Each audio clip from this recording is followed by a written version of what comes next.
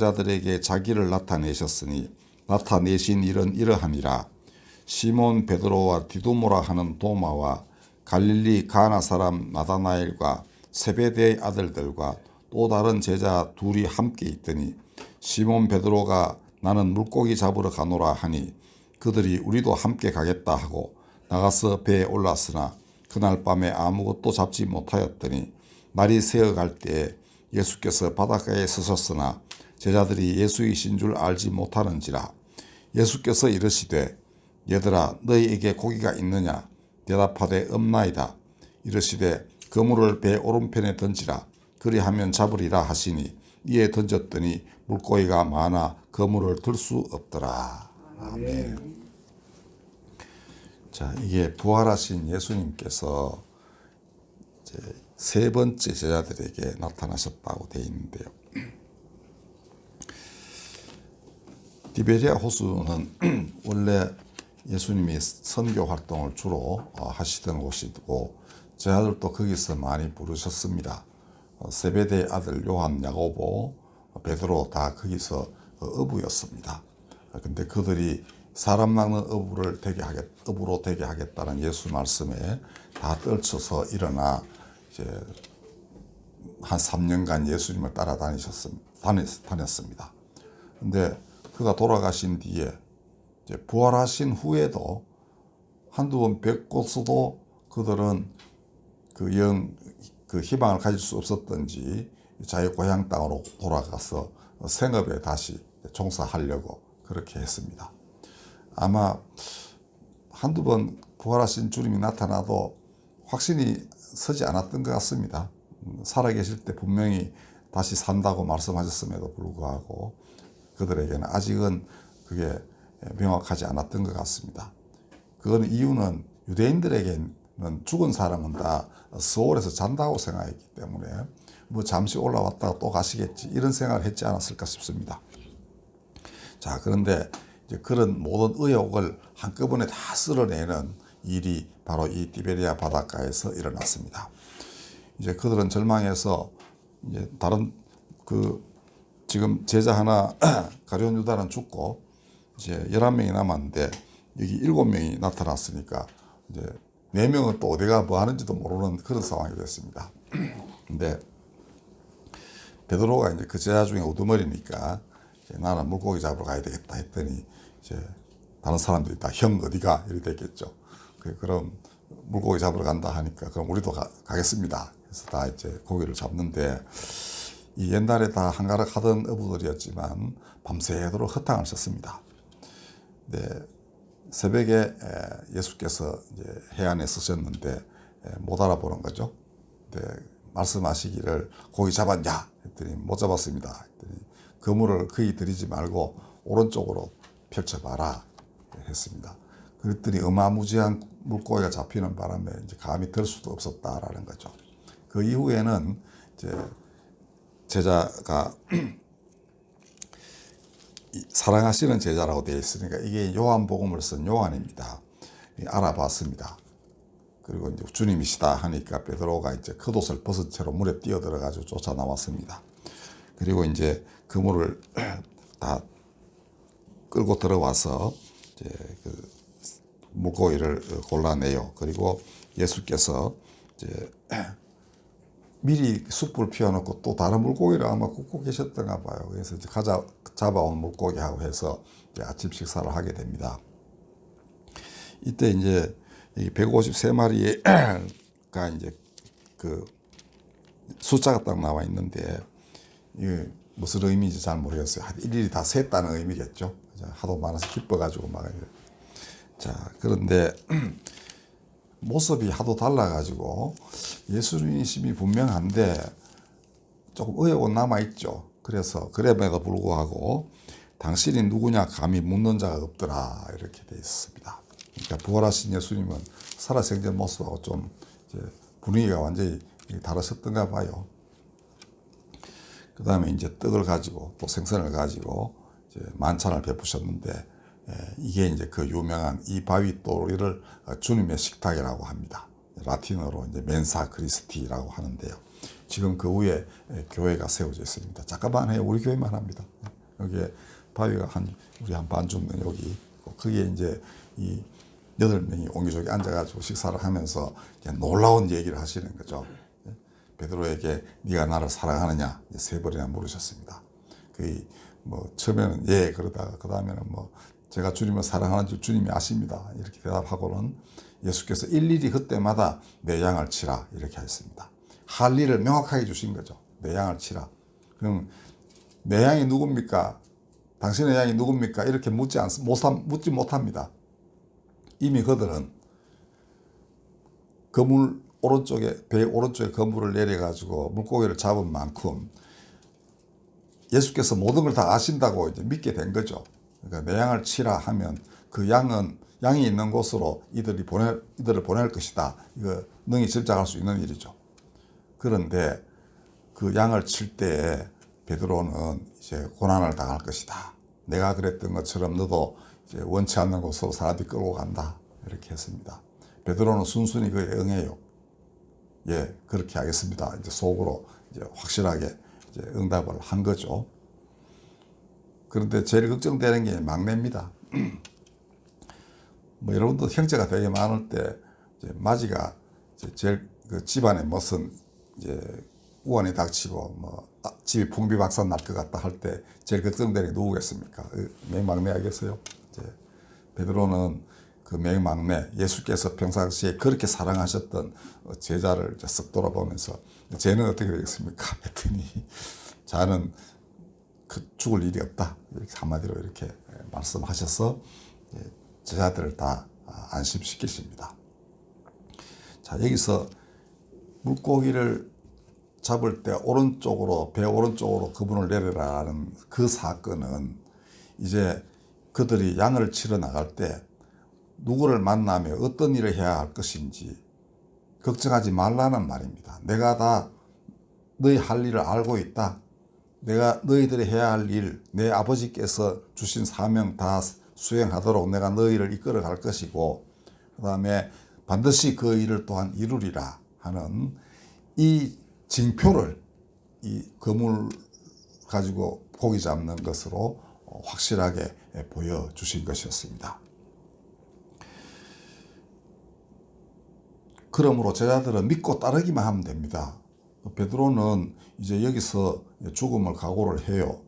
그리고 실제로 그는 이제 사람이 살다 보면 왜 이 일이 이루어지려면 내가 잠시 피신하여 다른 곳에 가서 이 일을 도모하는 게 좋겠다는 생각을 할 수도 있겠죠. 근데 전설에 따르면은 로마의 박해를 피해서 이제 로마시를 떠나가지고 다른 곳에 있는 이제 기독교인들 찾으러 가는 도중에 예수께서 베드로에게 나타나셨다는 것 아닙니까? 근데 분명히 주님이신데 베드로는 그것도 보지도 않고 다시 로마 쪽으로 걸어가시더라는 거죠. 그래서 베드로가 놀래가지고 이제 주여 어디로 가시나이까 하니까 로마로 간다라고 하셨습니다. 그래서 베드로는 그때 회심하여 다시 로마로 가서 전도하다가 붙잡혀서 순교를 당하게 되는데 십자가에 거꾸로 매달려서 순교하였다고 전해지고 있습니다.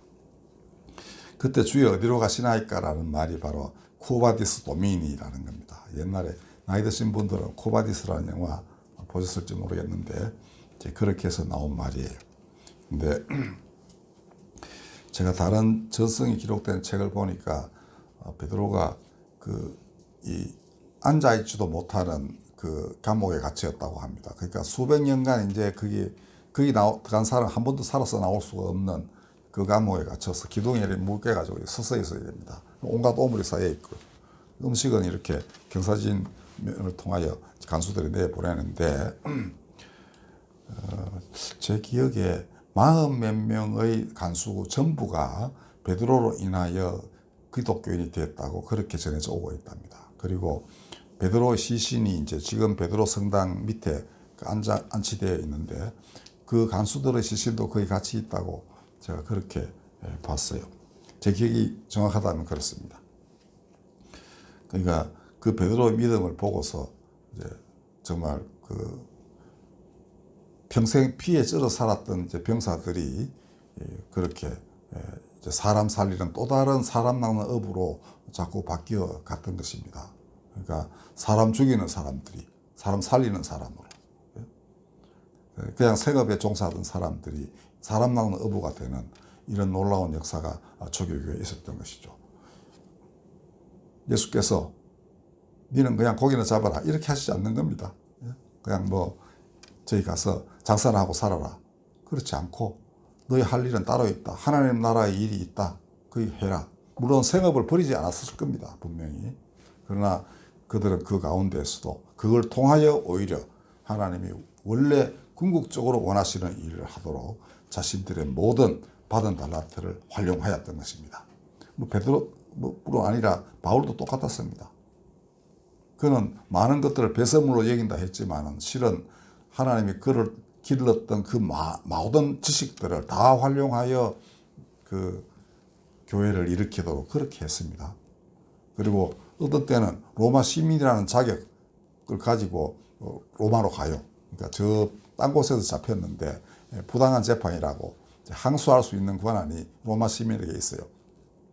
그러면 황제에 가서 재판을 받을 수 있는 겁니다. 그 바울은 그걸 이용하여 로마까지 와서 그 많은 편지들을 그 감옥에 갇혀가지고 쓰게 됩니다.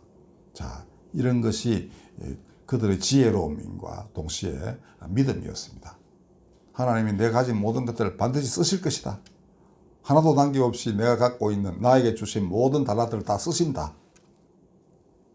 그러니까 뭐 다 버리고 이런 거가 거기에 집착하지 않고 그걸 초회같이 여기되 그걸 다 하나님께로 바치는 그것이 바로 이들의 믿음이었습니다. 그러니까 자신의 능력, 그다음에 마음, 뭐 시간, 몸 이런 거 다 바쳐서 그 나라의 일을 했습니다. 그러나 그것이 결코 이 세상의 삶을 완전히 떠나서 수도사같이 사는 게 아니었습니다. 어떤 사람은 전도에 정말 열심히 하다가 가르치는 사람으로서 그 일을 하지만 또 다른 사람은 생업에 종사하면서 그걸 서포트하기도 하고 다 그렇게 했습니다. 예루살렘 교회가 가난하면은 에베소 교회 부유한 그 교회의 신도들은 돈 모아가지고 바울에 의해가지고 그 연보를 가지고 예루살렘에 전하기도 하고 이렇게 살았던 것입니다. 자, 그러므로 그가 우리 할 일을 다 아신다. 그렇다면 우리는 믿음으로 따른다. 이렇게 마음만 먹으면 하나님이 일거리를 다 주신다. 이것이 성경이 적어나는 바입니다. 오늘이라 해서 다르겠습니까? 똑같습니다. 우리가 어디 가서 그물을 들이워서 물고기를 잡을 것인지, 어디 가서 내 몸 바쳐서 일할 것인지 예수께서는 아실 것입니다. 그러면은 우리는 믿음으로 기다리면서 그 일을 하고 싶습니다라는 기도가 참 중요합니다. 당신의 일을 내가 뭐를 할까요? 이러면 반드시 길이 있을 거예요. 길이 열리고 할 일이 눈에 보일 겁니다. 그럼 하시면 돼요. 그 안에는 몸으로서는 아무것도 못해도 몸으로 많이 움직이는 사람이 잘 못하는 기도를 할 수도 있습니다. 옛날에 저를 이렇게 목사되게 하신 분이 그럼 병자는 병석에 누워서 꼼짝도 못하는데 아무것도 할 수 없지 않느냐. 남 도움만 받아야 되는데 이런 상황에서 그럼 어떻게 하느냐. 그런 다른 어떤 사람보다도 많은 기도를 할 수 있다. 이렇게 하셨습니다. 맞죠? 24시간 그냥 밤낮으로 기도하는 거예요. 몸은 아프더라도 기도할 수 있다 이거죠. 자, 그렇게 해서 하나님 나라가 하나하나 이제 조금 더 빈틈없이 이렇게 이루어져 가는 것입니다. 몸으로 뭘 할 수 있는 사람은 몸으로 또 하고, 기도할 수 있는 사람 기도를 하고, 또 몸은 뭐 잘 못 움직이면 돈이 있다라고 하면 그 돈으로 또 할 수도 있고, 하나님이 이 땅에 주신 모든 것이 내가 갖고 있는 모든 것이 하나님의 것이다라고 생각하면은 그렇게 쓸 수 있겠죠, 그죠? 그렇다고 하나님이 너는 쫄쫄 굶어라, 아무것도 입지 마라 이렇게 하시지는 않는 겁니다. 무엇을 먹을까 마실까 염려하지 마라. 그건 다 하나님 주신다. 그 대신에 너는 그의 나라와 그 의를 먼저 생각하고 그걸 이룩해야 된다. 이거였습니다. 얼마나 소중한가를 예수 말씀하시기를 너희는 머리털 하나까지도 다 세신 바 되었다고 했습니다. 그러니 어찌 할 일을 모르시겠습니까? 그죠? 자, 우리 이제 그가 다 할 일을 알고 계시니 믿음으로 그 일을 달라고 하고, 그 다음에 눈앞에 작은 일이 생기면 그게 그 일인 줄 알고 열심히 하시면 됩니다. 예수님 양과 염소에 비유해서 마지막 날에 심판받을 때 판단 기준이 보면 매일매일 할 수 있는 일이에요. 그렇죠? 뭐 아픈 사람 찾아가고, 뭐 줄인 자에게 먹이고, 그 목마른 자에게 물 한 잔 주고, 이런 것들이 바로 하나님 나라의 일입니다. 바울은 그것을 죽는 날까지 하자고 그랬습니다. 빌립보서에 보면은 이제 그 유명한 표대를 향하여라는 그 단어가 나오는데, 그게 이제 3장 14절이에요. 근데 그 앞부분을 보면 이렇습니다. 내가 이미 얻었다 함도 아니요 온전히 이루었다 함도 아니다. 오직 내가 그리스도 예수께 잡힌 바 된 그것을 잡으려고 달려간다. 그러니까 대겸손합니다. 그러니까 바울은 회심을 확실히 했습니다. 예수께서 눈도 막 그 사흘간 못 보게 하고 이러셨는데 확실히 돌아가지고 위대한 사도가 됐어요. 사도로서 일할 때 일반 신도들이 보면 어떻겠습니까? 확실하다 이러겠죠. 근데 그런 겸손하게 나는 다 얻은 게 아니다 이렇게 했습니다. 그리고는 뒤의 일은 내 잊어버린다 라고 했습니다. 지나간 일은 내가 뭐 개의치 않는다. 그러니까 많은 좋은 일 한 것도 기억 안 하는데 하물며 남에게 뭐 그 원망할 만한 일들 이런 거 기억하겠습니까? 자기를 잡아가 때리고 뭐 했던 이런 박해받은 일들 다 기억 안 하는 겁니다. 사람은 자기한테 어떤 해를 끼친 사람들에 대해서 말이죠, 수십 년씩 기억합니다. 그러니까 그런 일 비일비재해요. 뭐 많이 배운 사람도 똑같습니다. 자기한테 옛날에 뭐 이렇게 해준 사람 뭐 끝까지 원한을 풀지 못하고 있는데, 바울은 그런 거 아무것도 개의치 않는 사람이었습니다. 그리고 나는 아직도 잡은 게 아니다. 다 잡은 게 아니다. 그러니까 뒤에 있는 걸 잊어버리고 앞에 표대를 향하여, 표대는 분명합니다. 예수께서 이미 자신의 그 할 일을 다 예비하시고 지금 그걸로 인도하고 계신다는 걸 명확하게 알고 있었어요. 그렇게 믿었습니다. 그리고는 내가 표대를 향하여 그리스도 안에서 하나님이 위에서 부르신 부름의 상을 위하여 달려간다. 그러니까 상이 있다는 걸 알았습니다. 이것도 되게 중요합니다. 하나님 주시는 상은 우리가 알고 있는 상하고는 좀 다르겠죠. 우리는 트로피도 주고 돈도 주고 뭐 이렇게 하지만 하나님의 상급은 아마 성격이 다를 거예요. 그죠? 영원한 생명, 그것도 기쁨이 넘치는, 인간으로서는 서로 인간이 줄 수 있는 그런 기쁨이 아닌 정말 거룩한 기쁨이 있을 거예요. 그 상을 기다렸습니다. 그러므로 세상의 쾌락이라든지 이런 게 하찮을 수밖에 없죠. 이미 그는 살아서 그런 걸 경험했던 사람입니다. 그 거룩함이 임한 사람이 갖고 있는 그 자유로움,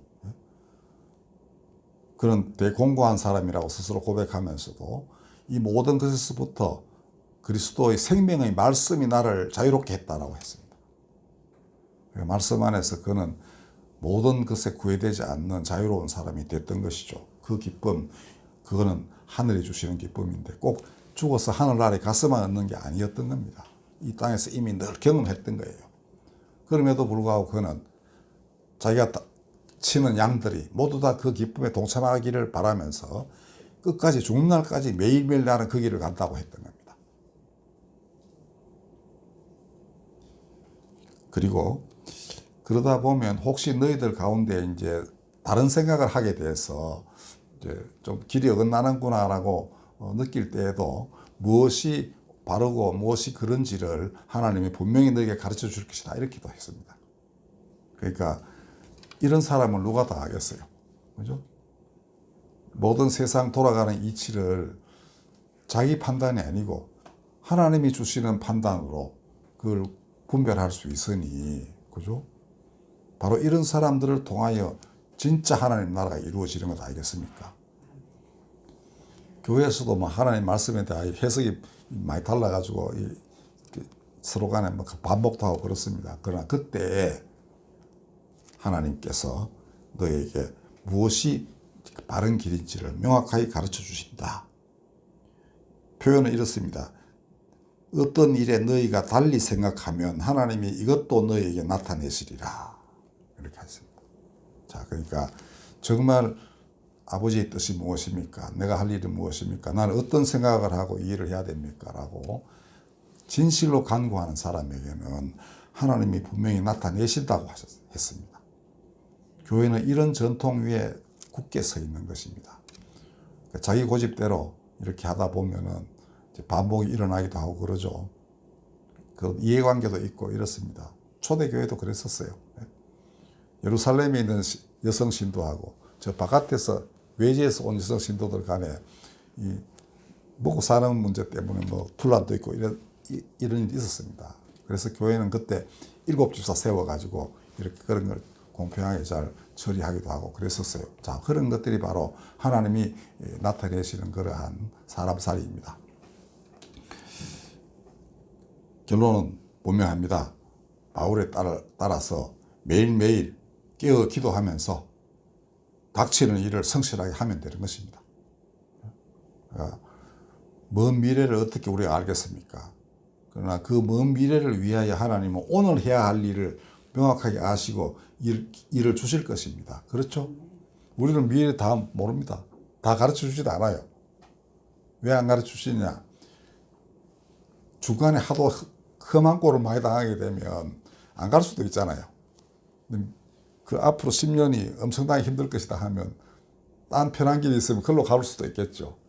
그래서 가능하면 저는 그래서 아무리 기도해도 잘 응답이 없는 거는 아이고 길이 험하구나. 그래서 가르쳐 주시면 행여나 못 갈까봐, 안 갈까봐, 딴 길 갈까봐. 그러면 이 사람도 불행이고 하나님도 일이 안 되시죠. 그래서 아마 안 가르쳐 주실 것이다. 저는 그렇게 생각합니다. 그래서 아무나 막 기도하면 다 받고 절대 그런 거 아니라고 저는 생각해요. 안 편한 길이고 좁은 문을 들어가고 좁은 길을 가고 협착하여 아무도 잘 안 가는 길이니까 그 가라 하면 가겠습니까? 다른 편한 길도 있긴 있거든요. 예? 잘 믿으면서도 왜 뭐 그렇게 잘못 안 하고 하면 천국 갈 것 같지 않습니까? 근데 이건 되게 험해요. 동행자도 별로 없어. 그러면 가기 힘들겠죠. 그래서 그걸 안 가르쳐 주고 계속 이제 아까 얘기한 바울처럼 하늘에 상급이 있다고만 얘기하시겠죠. 자, 이런 것들이 기독교인들의 길이에요. 이제 우리 대강절에 예수께서 늘 그렇게 사셨고 살아생전에 그다음 뛰어난 제자들을 다 그렇게 인도하셨습니다. 다른 어떤 길로 인도하지 않으셨어요. 오늘도 마찬가지입니다. 그죠? 이런 이 불법이 성행하여 예수 예언하신 대로 사랑이 식어진 세상에서 그의 뜻을 이룩하려면 힘들지 않겠습니까? 그렇죠? 예. 그러나 바로 힘든 그 길이 우리가 사도들이 걸어간 길이고 수많은 하나님 나라를 이룩하고 있는 정말 빛나는 세마포 옷을 입은 성도들이 걸어간 길입니다. 우리 바로 그 자리에 부르심을 입었으니까 매일매일 사시면 돼요. 그러니까 사실 어렵지는 않을 겁니다. 고통스럽지만은 갈 수 있는 길이니까 우리 기쁨으로 그 길을 같이 가도록 해봅시다. 기도하겠습니다. 우리가 할 일 무엇인지 다 알고 계십니다. 그러므로 매일매일 해야 할 일도 알고 계실 것입니다. 우리가 나태하지 않고 늘 기도하고 깨어있어 당신의 뜻을 헤아리고 원하시는 일 다 수행할 수 있게끔 우리를 주장하여 주시옵소서. 절망할 때에는 당신의 생기 불어넣어 주시고 우리가 기뻐할 때 같이 기뻐하여 주시옵소서. 예수님의 이름으로 감사하며 기도드렸습니다.